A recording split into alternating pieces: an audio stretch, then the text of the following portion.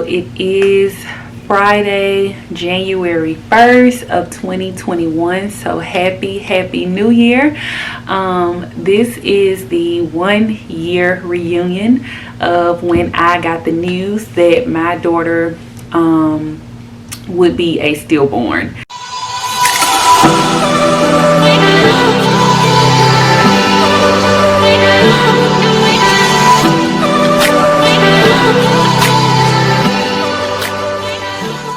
Hey loves, welcome back to my channel for another video. I am Kalesha if you are new.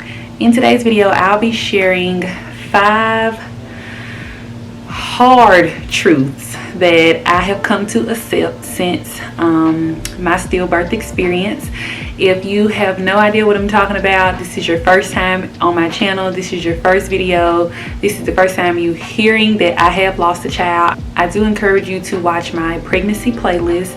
I have compiled videos to share with you the experience, as well as answer any questions that you may have concerning my pregnancy. So the day that you're watching this video, it is Friday, January 1st of 2021. So happy new year. This is the 1 year reunion of when I got the news that my daughter would be a stillborn. And tomorrow, January 2nd, is the day I actually delivered. So as I'm sitting here making this video, it's currently the middle of December, but I can feel myself getting very anxious as the time draws near. But I think I have some truths that I feel are hard pills to swallow, but definitely necessary throughout the grieving process and throughout just living purposeful after loss, you know. So I'm going to share those with you all today. So I do want to just extend my gratitude to you all, my followers, my subscribers that have given me encouraging words throughout the years and just supporting me during this new endeavor here on YouTube. You all have been a blessing, to say the least. These are 5 hard truths that I have had to accept following my stillbirth. And before I get into this video, I just want to say that these are by far not all of the truths that have been revealed to me. These are just some that I think are critical to help you during your grieving process. And I do believe that the truth sets you free. That is not just something people say just to say it. I think there's purpose in telling your truth and being completely vulnerable. That's how we connect as human beings. It's how we help bring others through a similar situation. So the truth sets you free, and that brings me into my first point, which it sounds harsh, but like I said, it is a hard truth, and it has really shaped my whole perspective after loss. And it was just, number one, I was not ready. Okay, like I said, that's blunt, but we just getting right into it. I was just not ready to be a mom, and you know, I don't believe anyone is ready when they are. You know, no one is completely ready to be a mother, to be responsible for another life. So don't get me wrong when I say that, but I had not prepared for pregnancy. I was done with the father. Our relationship was completely over. I was just in this space where I was just selfish with my time, selfish with my money. You know, it sounds ugly, but again, that is the hard truth.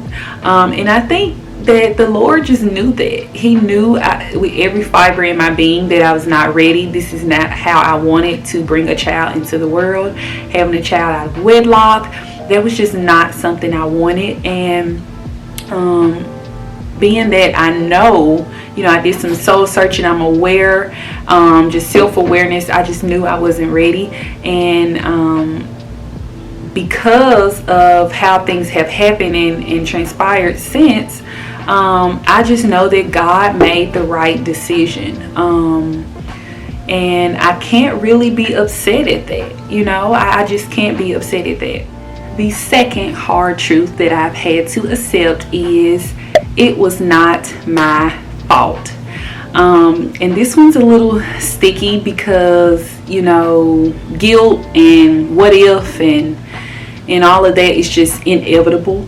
But you cannot let those thoughts fester and really shape the way you start to think and really shape your reality pretty much. Because I traced my steps 1,000 times. I replayed the last few days leading up to my stillbirth just countless numbers of times, and what I could have done different and things of such. And those thoughts, like I said, they are inevitable, but we cannot let them shape our reality. We just have to say it was not my fault. It was God's plan. The only thing that what if and trying to, you know, replay everything, it just puts you in a deeper pit, you know, emotional pit. So if you just, you know, come to the realization that it happened, I don't necessarily have to know why.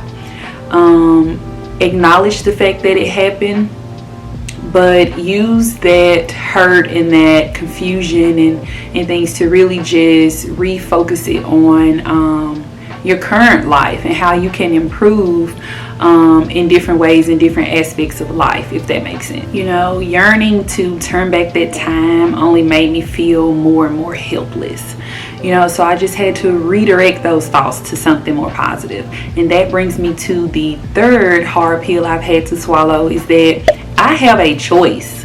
You know, God gives us choices, whether we even want to follow him or tend to, you know, have some other God, you know, other form of idolatry. So we have a choice every single day. We are presented with choices every single day. One choice will lead the wrong way, what's wrong, and one choice will lead to what's right.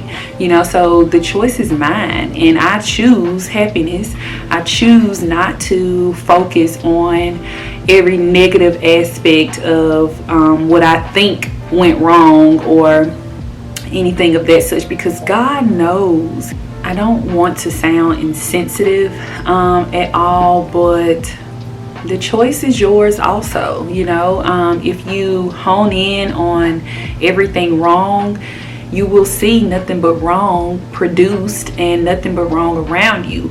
But if you focus on that one positive, it gives you perspective to see another positive, or to produce more positives, to you know, keep getting that feeling of, you know, being hopeful and trusting and happy. You know, choose happiness, because it really is a choice. No matter what is or what isn't going on around you, you have a choice.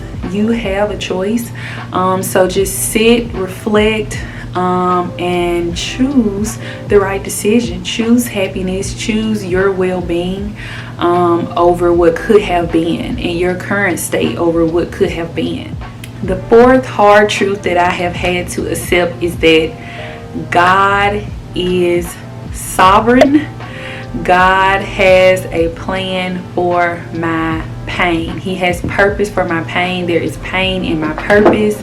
And the reason I'm calling this a hard truth is because, you know, we make plans. You know, as people, we make plans all the time that, you know, either God is involved in or he isn't. You know, and so the plans that we make that God is not involved in, we have this expectation that he should still honor it, you know, or bring that plan into fruition. But God says he has his own plans for us, and they are plans to prosper us and not to hurt or harm us. So he continues to keep us. You know, he continues to keep me throughout every trial and tribulation that I've placed myself in, you know, because that was not of God. Getting pregnant outside of marriage, that was not of God, and that is just not the plan. Although that may have been, you know, it wasn't my plan either, but his plan was that I go through that to see that through it all, he can still be God, and he can still be faithful, and he's not a God that lies. He will continue to bless and honor and give me the desires of my heart if I'm obedient to him. And he has, he will use anything to fulfill his purpose and his will over our lives. My stillbirth has shaped me into the woman I am today. Without the loss of my daughter, I would not have this much self-awareness. I would not know God as I know him today. I would not know how to handle anything else that may come at me, anything else the enemy tries to use, that God produces for good, that the enemy tries to use for evil or to turn us against the word. I wouldn't know how to fight those spiritual warfares, so his plan, his will be done, and it may be in the toughest of circumstances. That's when he shows himself to you, and that's when he brings you through, in your weakness. That's when God's strength comes to your rescue. You have to lean on something or someone that makes you feel whole, or makes you happy, or gives you peace. And God is the Prince of Peace. He wants to be there for you. He wants you to choose him. The fifth hard truth that I have had to accept is that I am not the same person. My life is changed forever. And I know you're probably like, well, you should want that. You don't want to be the same person forever, Kalesha. Yes, I know. But I mean in the context as far as my loss and my life are what shapes each other, if that makes sense. So when someone sees me and they knows my story, they're a little bit more gentle, or they're a little bit more they kind of tiptoe around me a lot in certain aspects. Or I'll always have to have the conversation when I'm asked, how many kids do you have? Or do you have any kids? Have you been pregnant before? Or things of such like that, So I'm always sharing my story. I love sharing my story because being vulnerable connects people. And you just never know what someone else is going through, and if someone else needs those encouraging words. And I'm also always looking for encouraging words, So sharing that tough experience allows me to have conversations that I wouldn't necessarily have without sharing my experience, and being strong becomes the only way through. It's just a new way of life. You all say I'm so strong because I'm vulnerable and I share my story, but that's just the only way I see through, is to lean not to my own understanding and lean on God and his word, and in my moment of weakness, just really rely on his strength. And so just from day to day, being strong to me is waking up and making that choice to keep going and not give up on life. And if that's the only thing I can do from day to day, if I wake up and all I can do is not give up, then that's good enough. I am now a stillbirth mom. I'm a part of this new community of lost parents, and it's a club that I really never signed up for. I was kind of just put into, and in this painful reality, I still get to honor my daughter in everything that I do. My new identity gives me new perspective, new purpose, new dreams, new aspirations, new goals, just a overall new outlook on life and my purpose here on earth. And through my loss, I found myself.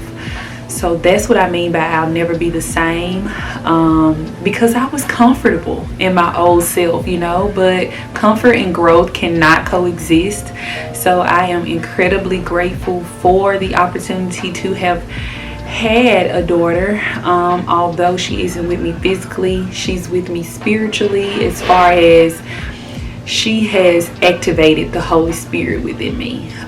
So I just thank Rain. I thank God. I thank all of you that support me and continue to keep me in your prayers throughout this month of January, and just throughout my life, my continued journey of life, and throughout grieving, because you know grief comes in waves.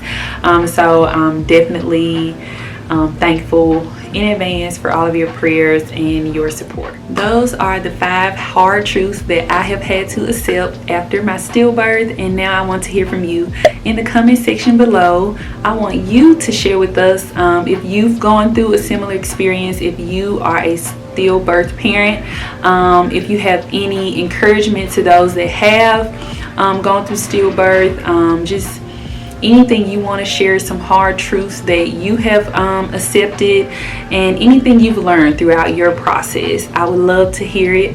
If you have any encouragement for me, any prayers for me, I would love to read them.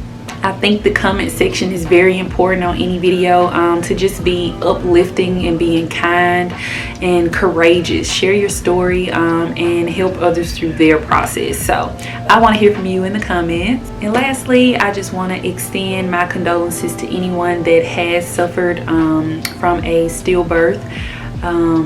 God is with you. God loves you. It is not the end. Keep your head high. Continue to allow yourself to feel, but do not allow yourself to get stuck.